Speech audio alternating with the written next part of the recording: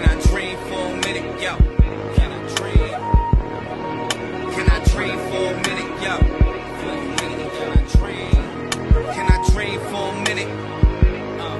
Can I wait that G4? Feed off the semen, receive with that red carpet treatment.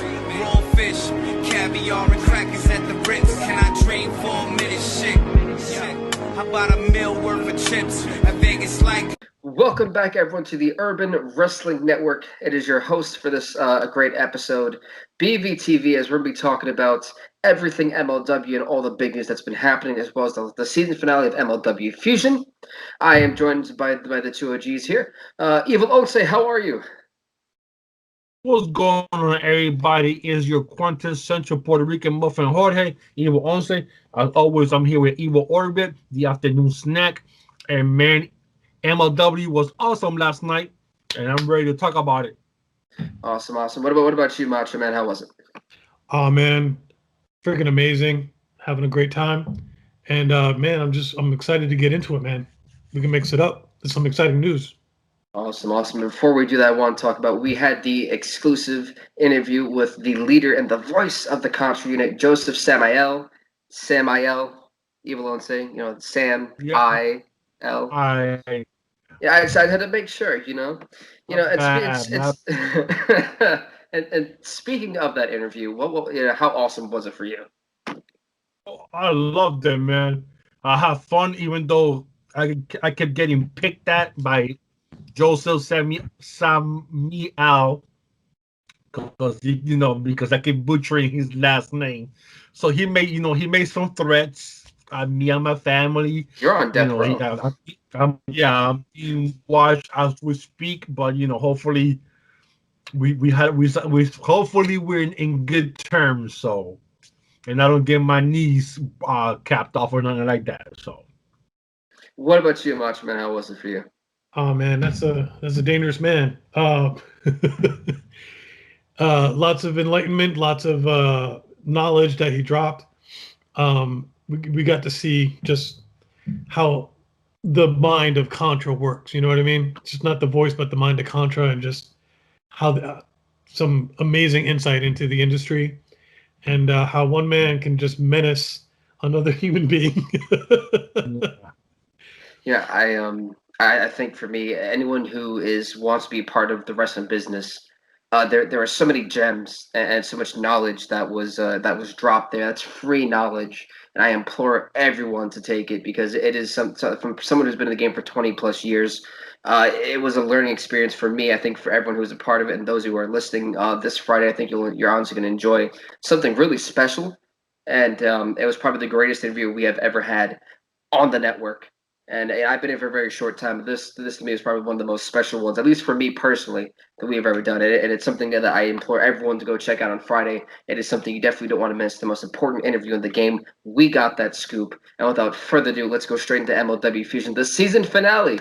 That was headlined Reed Rush 2. But before we even get into that, I want to talk about, I think the elephant in the room. Salina de la Renta being kidnapped last week. And I want to talk about, what was your guys' opinion on, personally, who was the person that kidnapped her?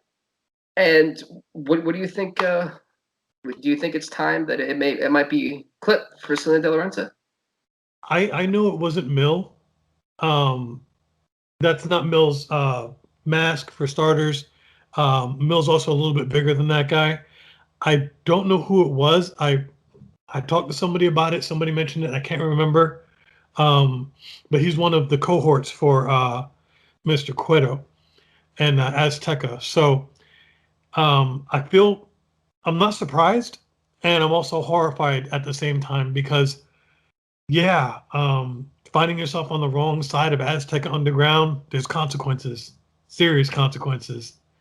And I don't know how this is going to shake out, man. Evil?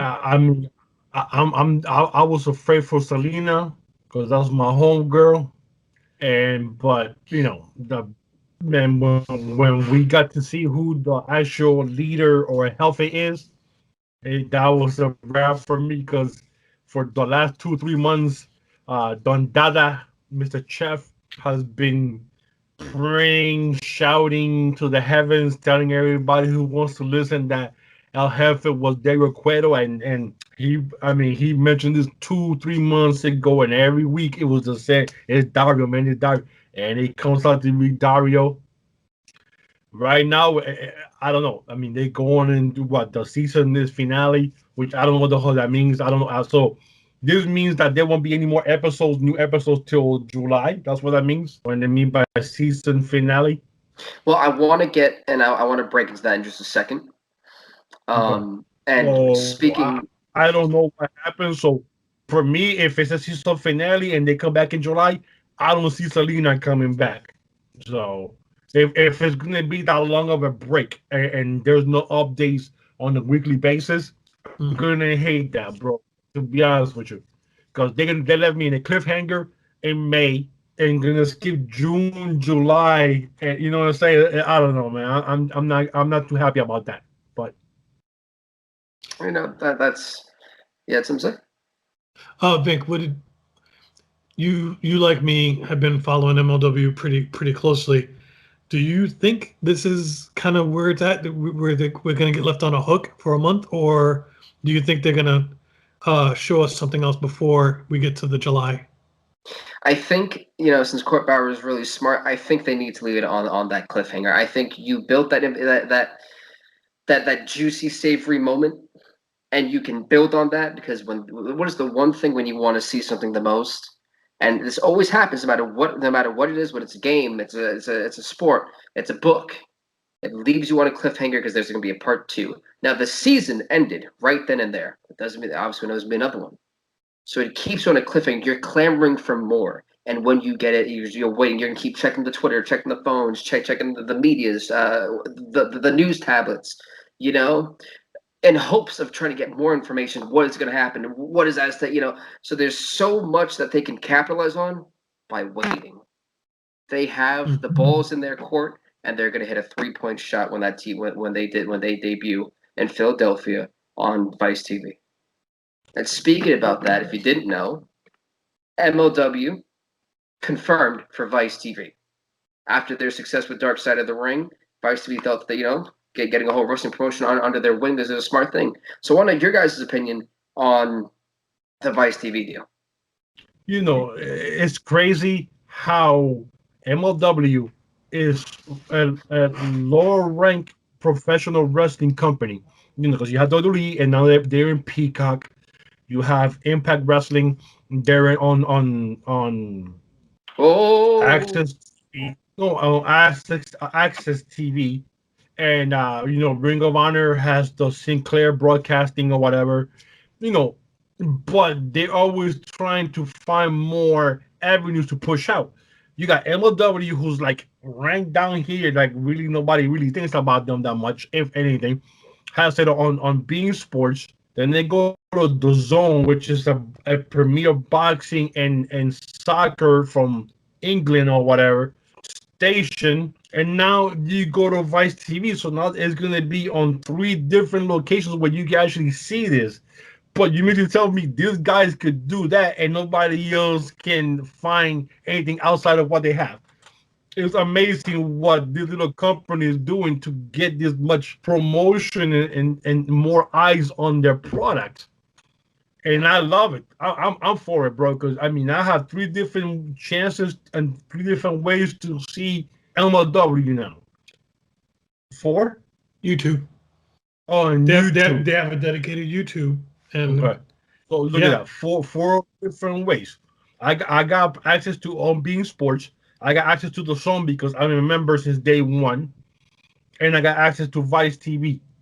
So anytime if I miss it or if I miss an episode live when they're giving it, I'll go right to the Zone and pick it up right from there and just watch it or go to YouTube. So they have 4 different ways, but the other companies can't figure this out. So I don't know. They need to go to Court Bauer and get lessons on how to knock the door down to get what you want going forward, because he's doing it. So agreed. Yeah, Court Bauer's getting it done, man. He's getting his message out. He's getting his product out. I think it's pretty damn amazing. I also think it's really cool that outside of the ways that we talked about, it sounds like they're planning to expand some more too. There's even talk about them adding more to the roster soon. We'll talk about that in a little bit. And like just it's all growth, it's all upside. Like there's nothing bad to come out of this. Um, with the Azteca Underground, Dario Cueto, everybody they already got, adding more guys in. I expect this to be a really amazing season coming up. Like, damn, that's how you do it. That's well done. And they'll be hitting their stride right into the summer. They'll be hitting their stride right into having more people at their shows because Exactly. we're gonna exactly. That's the key right there. Mhm. That's the game changer going forward, and they're gonna be the first one in July. Yep. Doing And that. they have some diehard ass fans, dude. Have you seen their shows when they have fans? Their fans are dedicated. So that's nothing but win-win. And I'm sorry to cut you off. And then they be going to some weird places, and it's packed. I saw one show in Milwaukee. I'm like, they got wrestling fans in Milwaukee, but the place was completely packed. And I'm like, holy crap! And just to let you know, down since they're going in July to Philly, in September they're going to Dallas. Yep. In September, and then September in November they're going to Chicago. So, and I'm pretty sure by then, hopefully, more people are vaccinated. If you're into that or whatever, and pretty soon, this whole pandemic will be getting pushed out. Where depending on the city and state and the whatever rules they have, they could have some full shows by the end of the year. That'll be. I mean, I'm ready to see fans there. I want to be there. Shit, I want to be one of those fans. Yeah, I'll be making that trip out to Dallas. I know when it comes your way, everybody just wants to get out. Yeah. And kind of segues, we seem to kind of be going through the announcements, and I'm kind of enjoying that because we get to say the pure wrestling for last. You talked about expansion, and since we're talking about expansion, I want to talk about the MLW draft happening. Now, as we know, and we're going to hit two birds with one stone here, we know that Dario Cueto at the end of the episode was revealed as El Jefe. Salina de la Renta basically is going to be sacrificed. Let's be real. He's building a new temple, and she basically will be the one that's more than likely going to be. So, and one of the lines that really caught me off guard is when you build a new temple, you have to have sacrifices. Sacrifices have to be made. So I'm pretty sure in this new temple, Salina's blood will be written all over it. And with that being said, so I wanted to make sure I covered it. With that being said, we go into the MLW draft. It happens next week, right? Mm-hmm. Now, what is your guys' thoughts? I have a whole system here, but I'm going to wait till the end to show to say my piece. So, Evil Unso, you go first. Take the helm here. The MLW draft. Your thoughts? Dude, I don't even know what to say about it because I don't even know how this draft is going to work. Who's getting drafted? Who's available, which companies are they going to be picking people on, and who's working with. I'm just hoping that whoever comes in is going to be able to gel with what they have now, with what they have the talents now. I would love to see more people from AAA, and maybe an American company, maybe Impact Wrestling, maybe this is the time for them to maybe do something together. I don't see them working with AEW. I mean, or maybe even Ring of Honor, maybe. But who out there is a free agent that's still being able to jump from company to company? That'll be there. We already, so I'm excited to see what's going to happen and who comes in. I just hope it's people that they already have or we've seen before. I want it to be some new blood. New wrestlers coming in that are gonna make the company, like Macho said earlier, more exciting for us, the fans, to tune in. Like, oh crap, this guy is here now. He's gonna be at the show in Philly. I gotta see this show. I have to watch this episode July 10th. I gotta see because they're gonna be there. Like Dario Cueto said, he's gonna be at the show in Philly. Don't know what that means, but maybe he has some wrestlers coming in from Mexico that will be on in the draft. That big dude who kidnapped Salina could be one of those guys. You know, is he gonna be wearing a mask? Is he gonna unmask himself? Well, to find out who it is, I'm excited. You know, because at first when he was grunting, I thought it was Matanza or whatever that dude's name was that he had before.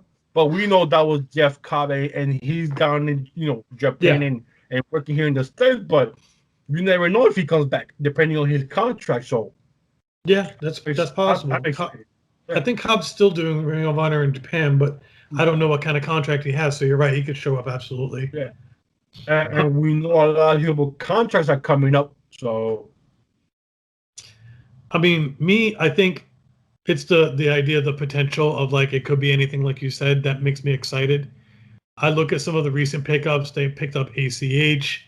They picked up a lot of like fresh talent, like Leo Rush, but the guys can wrestle. You know what I mean? Like for me, I'm the pure wrestling guy. Like I like pure wrestling, so that's my happy place. That's why I like MLW, because I get a lot of different styles of wrestling, and I know I'll always get something for me that makes me happy, and then somebody else gets something else. But they picked up two crybabies, ACH and Leo Rush from WWE. Basically, they cried their way out of the company. For different reasons, they cried their way out and used social media into their advantage to leave. And then MLW picked them up. I'm like, come on, man, don't pick these idiots up. I hate both of those guys. Like, really, I dislike both of those guys, man. Look, I'm gonna be honest. When it comes to WWE, it doesn't work for everybody. Like their system is their system, and it works for it. The cream rises to the top for them, and other people either get stuck in the mid card in perpetuity or they just leave. And they just trimmed a whole bunch of people recently too. Any of those people could show up as well. Now, I think there's specific people who are going to like AEW and Impact and a few other places already. But if their contracts are open, then they could also still show up on something like MLW too. Bink, where are you at with this, man? I'm really, and I've tried to take what both you guys said. I think I have a little bit of a completely different view. I think what they could do is they can take their champions, put them on Vice TV, and potentially use the YouTube show as a way to introduce newer wrestlers or people they want to develop, and kind of do with what AEW is doing, and using it as like a dark, but of course they would need to make it very compelling, competitive, good storylines. Maybe even having a side championship for that YouTube thing, because they can just call it MLW and call it Major League Wrestling. That's their TV one, and this could be MLW Fusion, and that's still their YouTube thing, where it's not as crazy as it is now, but it still can carry over storylines to each different department. And yeah. Now, you mentioned that right now. What do you think if maybe a MLW Azteca Underground where Dario? I was just about to get to that. One show that you mentioned right now. And that was the other option that I have, is to where Azteca Underground is part of this draft, and then you have guys who have done biddings with Azteca Underground, like Team Filthy can go to Azteca Underground. It actually fits their style, the parks and things like that. So you can have this type of war to where Azteca Underground takes over the YouTube slot, and you still have MLW on TV. So you're still connecting both these audiences of people want to see, and it can kind of start a civil war, so to speak. And I was saying this not too long ago to Chef when we were in a car ride today, how I would love to see, and Phil Duff, if Dario Cueto is already confirmed he's going to be there, how crazy would it be? He just kind of builds the temple, or at least a little fake, a kayfabe temple for the time being, and it's right across the street from MLW. But they're hosting the show, and then the cameraman sees the Azteca Underground people and follows them into the MLW stadium. And what better way to kick off season 1 than having the war start? I think that could be the emphasis of the draft, and you see everyone fighting all over the place. You mean like Aztec Warfare? Yes. Okay. And that reminds me when Impact Wrestling left Spike TV. And they went right to Destination America. Their first episode, they had the buzz with the heels, the buzz with the faces, and they all got off on different sides of the street, walked in, and I remember that one. Yeah, the That's fight actually broke where I out took that from from. outside all the way to the inside of the show. And dude, I was excited. I said, "Oh my god, now this is a way how you kick off your new venture to a new channel." Unfortunately, it only lasted for a year before they jumped to somewhere else because of the Destination America decided not to do wrestling anymore, and they went to Pop TV after that. Well, I was thinking of in the term of that one or the one where it was when it was on Spike TV and it was the war and that's how they ended the show. I Yeah. feel like that's how they could end MLW season 1 and it transitions into Azteca Underground. You can still keep the pyramid, on their first episode, Selena can die. Well, it's probably going to happen by now. Let's be honest, she's failed way too many times. And, you can have that and then they could bring back their belts in a different form. That way, it makes it feel legit and it gets everyone involved. You open the MLW umbrella to new fans and you have all these partnerships, Dragon Gate, AAA, I Yes. think NJPW, and I'm pretty sure that there's more to come. So, with this draft, I feel that there is this insane wonder possibility and just a great feel of creativity and hope. There's excitement. I forgot about Dragon Gate. That they're part of Evolve, Dragon Gate. Yeah, yeah. there's a bunch. There's a bunch of like other promotions. Absolutely. And let's not think about I thought Evolve was closed. Is it? Because I know that's where they picked up ACH from. He was doing Evolve before he jumped over to MLW, right? No. I thought Evolve belonged to WWE. No. Oh No? well. Now it does. I think it does now. I didn't think it did then. Then okay. And to kind of backtrack, Sorry. I did want to say one thing. I thought to your earlier point, the belts from Lucha Underground. I love their trios titles and their Gift of the Gods belt. Yeah. Where basically they had the seven, I think it was 7 different medallions, and they would always have to do a specific sort of like 7-on-7 sort of survival just to get to the #1 contenders. That was one of my favorite formats that they did. I would love to see that happen in MLW. And here's the thing though, and the best part is it wouldn't be like MLW, truthfully, because it's Aztec Underground. You can put it as a 2-hour slot as if it's like a TV show. And you can expand and let the internet take hold of that and grasp it. Let's be honest now. Ever since the teasers of Aztec Underground has come in, yes, there's been an equal amount of sayings about MLW, but it's mainly been the focus of, what is happening with Aztec Underground? Who is El Jefe? It already created interest as a small period of time to where it can rival MLW. That's what MLW wants. And it creates competition within the brand itself, which pulls the best out of its wrestlers, out of its athletes. And so I'm looking at it. No, yeah. I'm sorry. Question about Salina de la Renta. I mean, I don't know if I could ask this question because I don't know if it's wrestling related or not, but she being sacrificed, which we know is going to happen, is this like a way of writing her off TV? Like, you think something happened behind closed door that they say, okay, it's time to move on? I'm not sure. I have a theory, and it's just a theory. It's based on no fact except a lot of my time watching Lucha. For Lucha, for Aztec, death is not an end state. All you have to do is look at Mil Muertes to recognize that for them, it's just a transient sort of situation. And it's very possible she gets sacrificed and maybe comes back different. Okay. So that's always a possibility, especially if they're doing the temple and the sacrifices like that. Yeah. It's definitely a possibility. Or to what Vink said earlier, maybe she's just done. It makes a statement. Yeah. Yeah.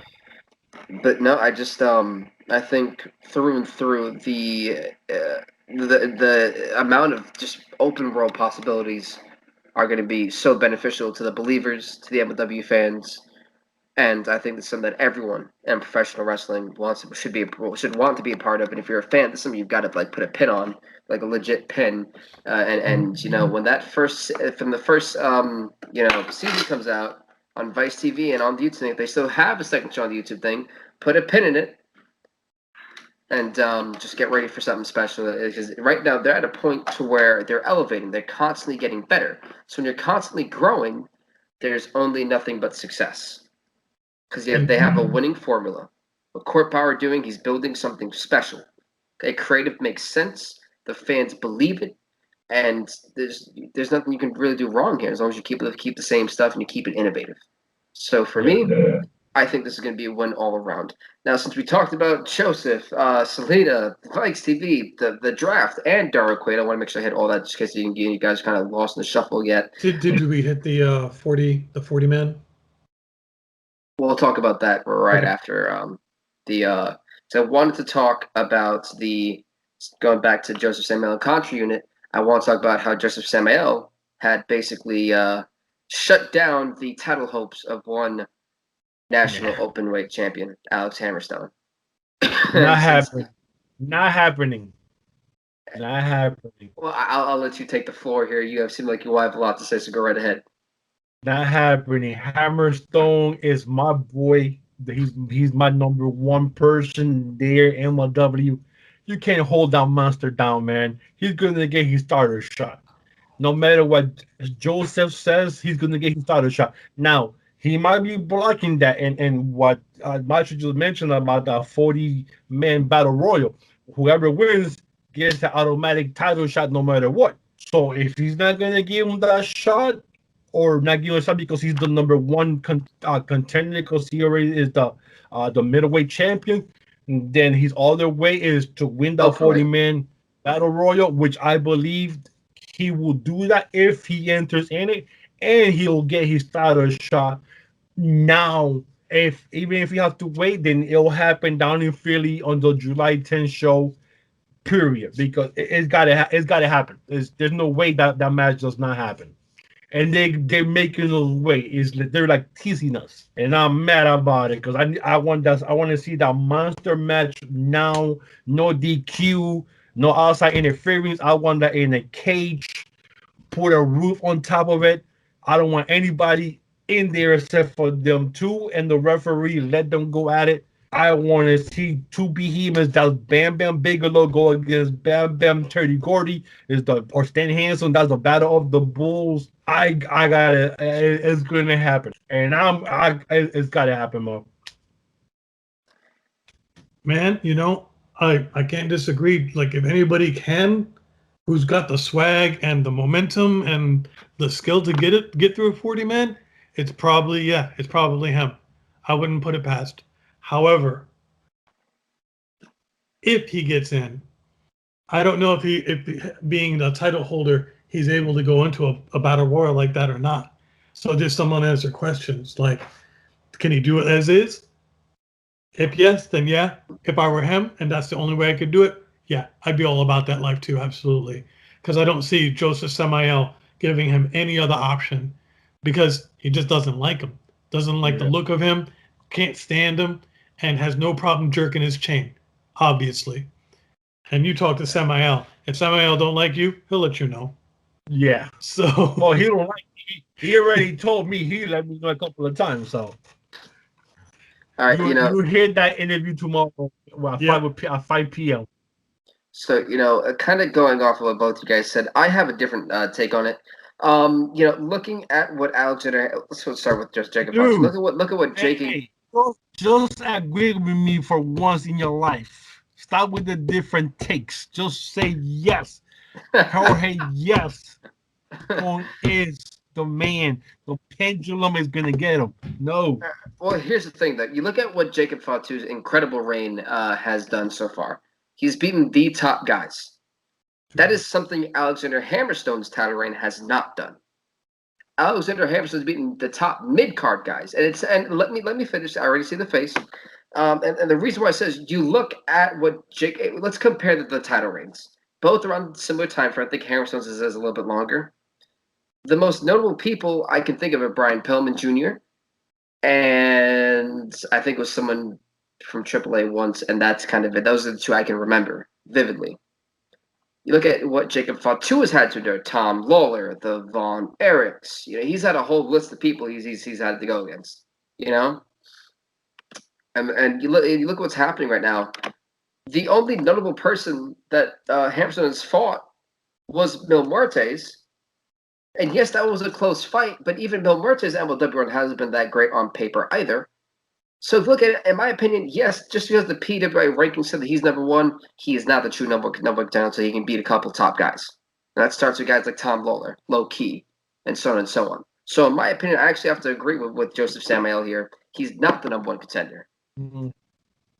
You know, as much to the dismay of Evil Once, I don't see it. It's the fight that's being teased because it's money and we all want to see it though, because he is a legitimate threat to that title reign. But personally, for that to happen, I think he's got to lose the National Openweight Championship, probably to Aztec Underground's Mil Muertes. I can easily see a screwy finish happening at the hands of Contra, and that'll build on it.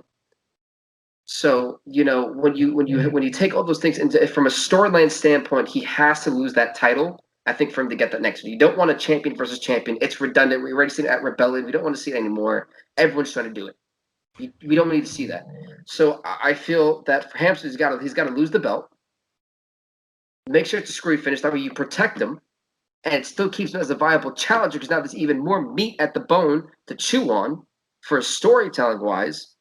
And then that way, if he does have to enter the Battle Riot, or even if it's after that, more likely he'll probably have to win the Battle Riot. I feel that's probably the only way he's legitimately going to get it. But even if he isn't in that, you can save whoever wins the Battle Riot thing as like the person is for the war that's going to eventually happen between Fatu and Hammerstone. You can have that person cash in, make Hammerstone look even more badass by having him beat that person right after that. But make sure it's competitive. When is this supposed to happen? The Battle Riot. I think when they come back. Okay, so yeah, it'll happen after they're done with the open invite. Yeah, the open drafts. After the open drafts, they'll fill up 40-man, and then that's when it'll happen. Well, but do you think it'll happen there at July 10th there in Philly or live, or it'll be before then? If you want to do it during a live crowd, I feel like that's the reason why Fatu is not going to drop the belt. You need to do it at a live crowd, but it needs to make sense. You can't just have him drop it because it's the first live crowd or the first two live crowds. You know, right now, the bull is in the court of Contra, and right now they control the narrative here. They do. And right now, the money fight is Hammerstone versus Fatu, but right now we don't need it. Because there's a lot more things going on, and I feel Aztec Underground right now is overshadowing that world title at the moment. Because the world title in Contra is not the buzz. It's what's happening with Aztec Underground. Respectfully, I disagree. I think Cueto is being coy and literally think about how many months we've waited for them to even find out if it's Cueto or not. Cueto could have hopped on any time in the last couple of months, and he chose not to. Samael is also a chess player. I think Samael has something up his sleeve too. I'm not sure what it is. It might be what you're saying. They might try to screw him and make him lose his belt to try to like shake his confidence before a fight with the champ, or maybe not. I don't know. But there's two chess players on this right now, and one of them is Cueto, and the other is Samael. And I'm curious to see who's got what up their sleeve in the next month or two. They both do. Right now, you're thinking of two innovators of violence. These are two generals. These are two ring masters. They know what they're doing. And when I really think of it, there is not going to be a winner here. There's going to be a survivor. This is going to be bloody. It's going to be violent. There will be casualties. People will get hurt. And right now, you need to pick a side. At the end of this draft, you need to pick a side. Because if you don't, you're going to get lost in the shuffle. And if you don't step up, you better step aside for your own well-being.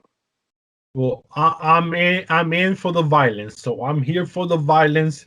Hammerstone is the next MLW heavyweight champion. I'm saying it right here, right now. The cards. He doesn't control that. I receipt. I'm going out of pocket. Boom. Whatever you want to say, I'm Hammerstone for the champion. Hashtag now. Hammerstone for. I've only got one thing to say, and that's Hail Contra, baby. That's it. Now, my thing is, I think we're all forgetting the big elephant, and that's Azteca Underground. Now, how interesting would it be if Mil Muertes wins the Battle Riot? And what happens is the winner of that world title fight that will eventually happen, Hammerstone or Fatu, I feel that if Mil Muertes wins the belt, right, and he pulls something to where that MLW belt, they make the champions of the gods or whatever it is. I don't remember it. And that was the main title for Lucha Underground, right? Yep. And that's how They're they're heavyweight able, belt, yeah. and that's how they're able to christen a new belt design because they have the MLW one.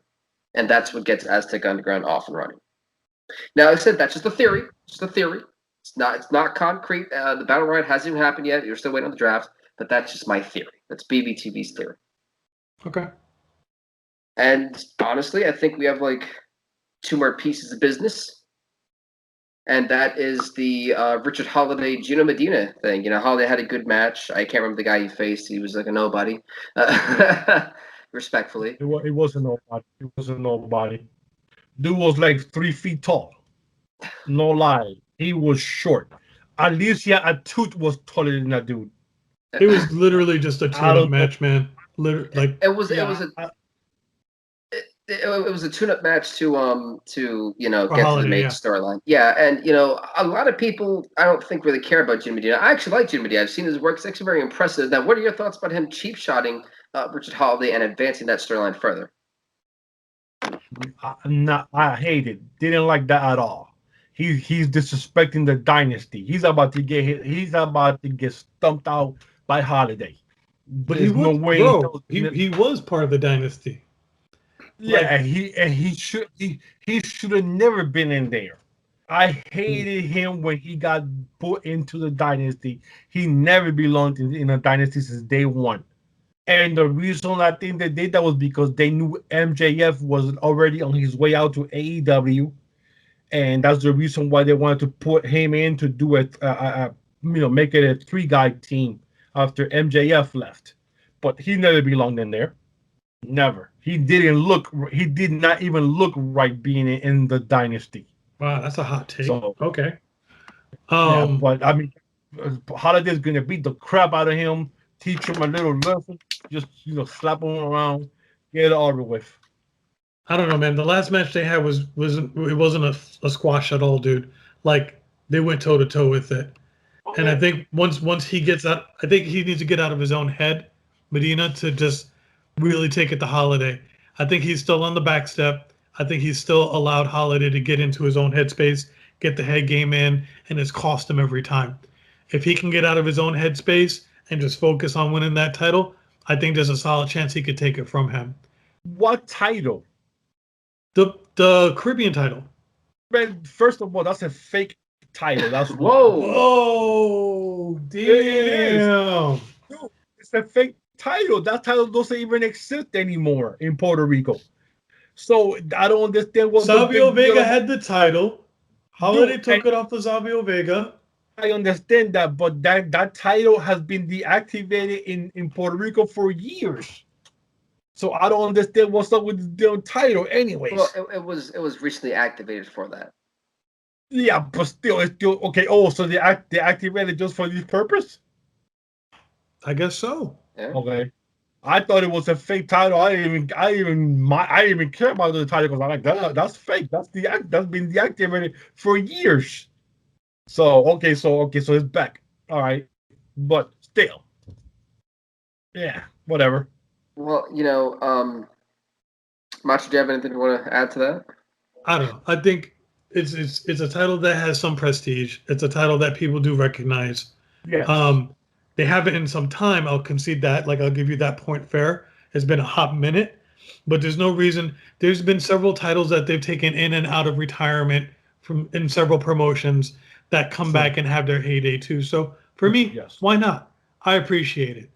As a Puerto Rican, absolutely. Bring back the Caribbean title, make it famous, do the thing. I just wasn't aware it was brought back and activated. So yeah, so now it makes it's important now. Yeah, so yes. Yeah. For sure. I want them to fight for it. I want them to just put some prestige on that title. If they're gonna keep it, do the damn thing. Cut no corners. Get smash mouth, like you said. Here for some violence. Make it happen. Absolutely. Well, I think the thing we're forgetting, these are two dirty dirty wrestlers.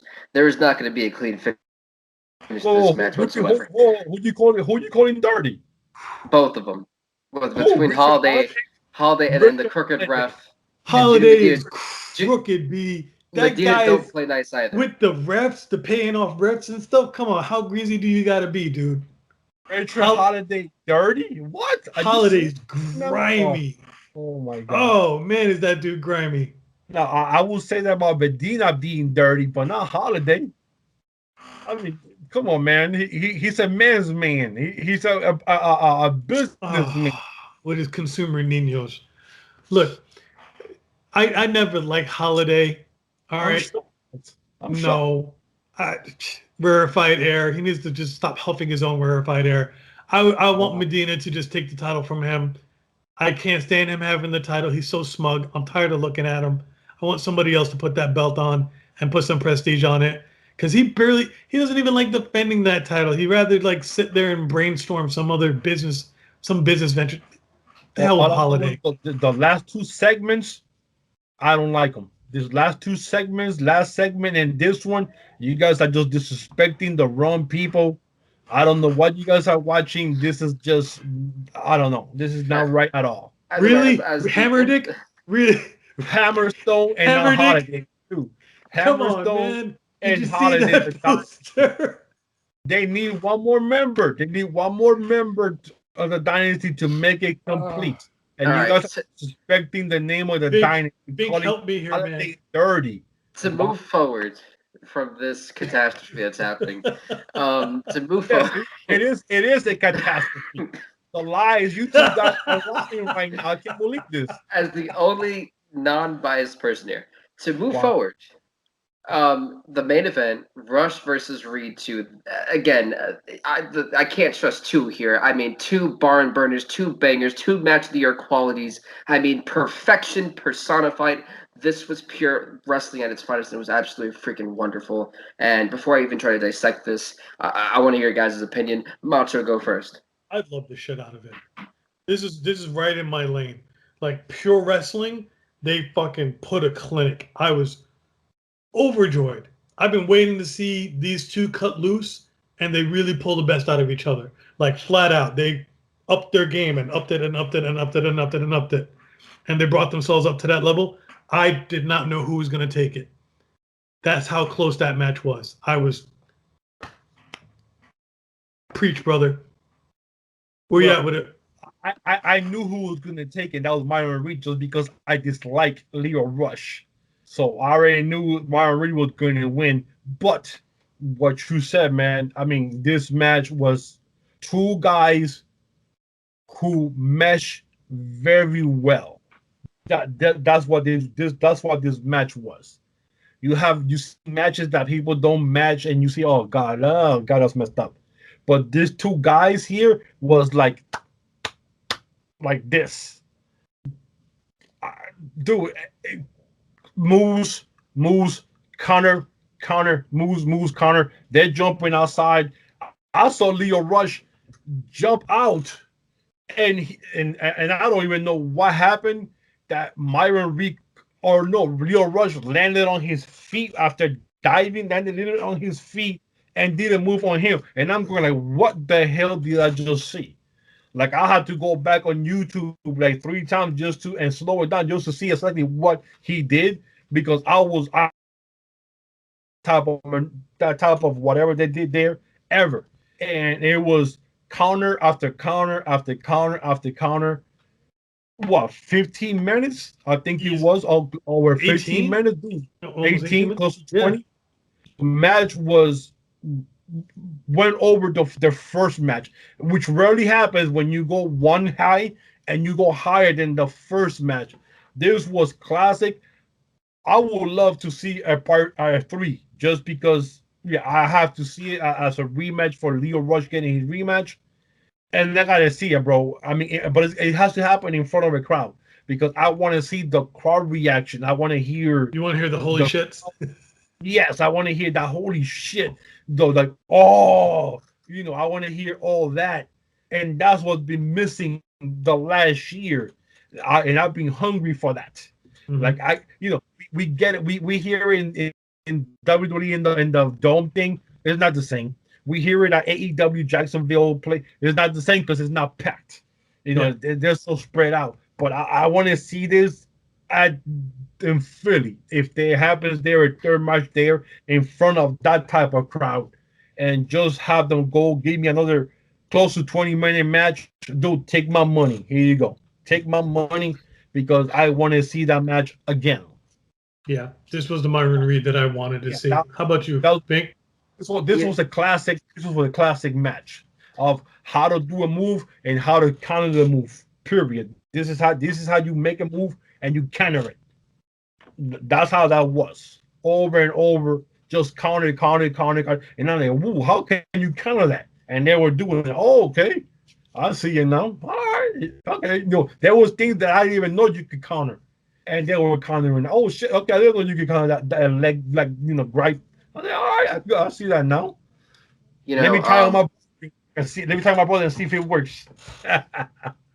But yeah, man, that definitely match of the night. Definitely match of the second, first season. This one outweighed the first one, and this is definitely the match of the whole season one of that. Go ahead, Mr. Bink. All right. He put his hand up. Yeah, I was like, I ain't gonna get. I'm not gonna get a chance here. This was, like I was saying before. This was beautiful. It was a beautiful match. The storytelling here was amazing, and I feel that Myron Reed had to win this match and the reason why I say this is because not only does he make history, being the only two-time middleweight champion in MLW history, it sets the tone for the next season. It sets the tone that MLW says, hey, just because you're a big star, we're going to focus on our homegrown talent too. Myron Reed is an MLW product. Let's be real here. And what they can do is they have limited possibilities and matches with Lio Rush. And it's great to put eyeballs on TV or still put eyeballs on your YouTube channel. And probably for both, because now you can have, all right, well, Lio Rush has got to continue his rivalry with Laredo Kid over the AAA Cruiserweight belt, because Laredo Kid's walking around with a replica belt saying that Lio Rush tapped out. So, there's that. Whoa. What you mean replica belt? I'll get to that in just a second. The Mexican Laredo Kid has the real belt. Yeah, Laredo Kid has a replica belt now because he doesn't feel that's basically what that was, and he felt that he was robbed, and that Lio Rush tapped out. He has the real AAA belt. Lio Rush has a replica belt. Either way, however you want to look at it, whatever helps you sleep at night. We're gonna go with it. Okay, Laredo Kid is the real champion. To the two of your points, Lio didn't tap though. Well, it's debatable. I'm going to leave the window open for discussion. It is debatable on how you looked at it, because the faulty finish that we've seen with King Mo tapping out to low key on Filthy Island, he didn't tap it either, but it looked like that. So, as we know, the referees in MLW aren't always the best. So, I'm going to leave it open for debate, but I'm going to continue anyway, because like I was saying, it provides unlimited feuds to have Lio Rush put eyeballs on your TV product, because the name has value. So you can have him go against Richard Holiday. You can have him go against Medina. You can have him go against Gringo Loco, Aerostar. There's a lot of different possibilities out there to help put eyeballs. He can not only elevate himself, but elevate other talent with him to make the TV show you stand out even more. So I look at this as a great opportunity. It's a great venue, not only for Lio Rush, because let's be honest, no one really lost this match. Realistically, yeah, there had to be a winner or loser, but both of them put each other on a different level. And it's only going to put their career trajectory up forward. So, what's up? Hey, I'm hearing all fans are the winners. I feel like Lio lost because he cost himself. That was my takeaway. Like, I could have gone either way, but I think Lio in the end let his pride fuck with him. That was. And I think if he had stayed focused, he might have won it. But his cockiness crept up, that ego crept up, and I don't know why he was taking his sweet time, taking the tape off his hands, but he should have been all over Myron Reed and trying to finish it, and he didn't, and he's kicking himself in the ass for it. But that's just my take. Yeah, what was that for anyways? I didn't get that either. He was just like, I'm done with this. This is it. This is finished. I'm going to show him my one last move. And he took way too long to just do whatever he was gonna do. And Myron Reed was like, I just need that one slip, and he took it. Bang, nailed it. It was over. I agree with you 100% in the last part there. That this thing here definitely gave Myron Reed too much time to get the second win.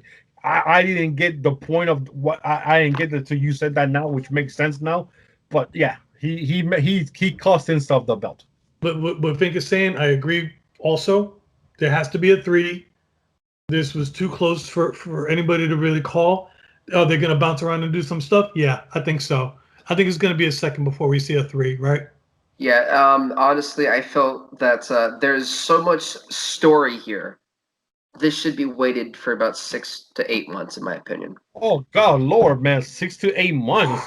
The reason why is it makes it all the special. You want to know why? Because you can develop Myron Reed's second title reign with viable challengers. That way, when Lio Rush comes back to that title picture, when he comes back to the belt, it makes the third fight. It's like the epic Star Wars movie, you know, that Anakin versus Obi-Wan scene and Mustafar. It makes it like that.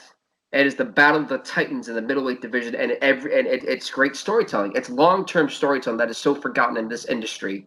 I feel you wait that 6 to 8 month period. You make it on a Kings of Colosseum or something like that. You make it a pay-per-view co-main event because that the match would be so big at that point. It's 1-1. Both guys, it's a grudge. It's the rubber match, but it's a grudge. Who truly is the better middleweight? Who is the best middleweight in the world? Who is the best middleweight in MLW? And I feel like that could be the headline going forward because you don't want to have it too soon. You also don't want to have it too late. You don't want to wait a year. You don't want to wait 3 months. You want to wait that way you can establish Myron Reed's second reign. Can we meet in the middle, like 4 months? No. That's and the reason Fink's why like, nah, dog. well, nah. Eight months. 8 months is the beginning of 2022. If you wait 8 gives months, you something to look for. Oh hell no! And basically, it increases Myron Reed's value, and it increases Lio Rush's value. They both pick up wins. One secures his title reign. The other one cements the fact that he is arguably right there with Lio Rush. So over time, they're both building the legacies of each other. I don't know, Vink. I'm glad you're not running MLW. Vink, that's 8 months. Like he said, puts us past the year. If at the minimum of your 6 to 8 is 6, or at least we're still within the 2021 calendar year, puts us at like what? November. Yeah. November. Like 6, I could give you 6. 8, that's pushing it hard. Here's the one thing though, and I will say this: that MLW has had a great job of long-term storytelling. The Von Erichs have been the Von Erichs and Tom Lowe have been going on for over a year or That's year and true. a half. That is the longest fucking feud I've ever seen. Holy shit! But it's always a new layer of heat and intensity. Why can't this be the same on a different level? It could be. Yeah. I'll give you that. So for me, if anyone can pull it off, it's MLW, and that's why I have faith in that. Like I just said, man, that Eric filthy team feud that's got to be the longest feud I've ever seen. Holy shit, that feud! But it's kept your eyeballs though, because something new is happening. It's not the same stale stuff. That's one thing MLW is good for. They never repeat the same stale stuff, and that's why I say waiting that long is not going to kill you, because that doesn't mean Lio Rush can't feud with Jordan Oliver in the meantime. Close to that point. That doesn't mean Lio Rush still can't pad his stats with other people. It gives Myron Reed the chance to be fresh in the second title reign and face other people, especially with the draft coming up. Do you think now Lio Rush will jump and face and start a feud with Laredo Kid over that AAA belt? He has to. I feel like he has to. Because there's one thing Lio Rush hates, and that's to be questioned. Because he's the man of the hour. And the man of the hour is supposed to never be questioned. There's never supposed to be a doubt. That's the one thing Lio Rush has stood by in his career. There is never, ever a doubt. I mean, that's legit. I'll give that to you. Is Lio Rush the man of the hour? Yes. I just don't know if he's the man of the year. It'll be interesting to see if it falls somewhere between your 8 months or your 6 months or 4 months to see where they want to place that number 3 rubber match, either at the end of this year or the beginning of next year.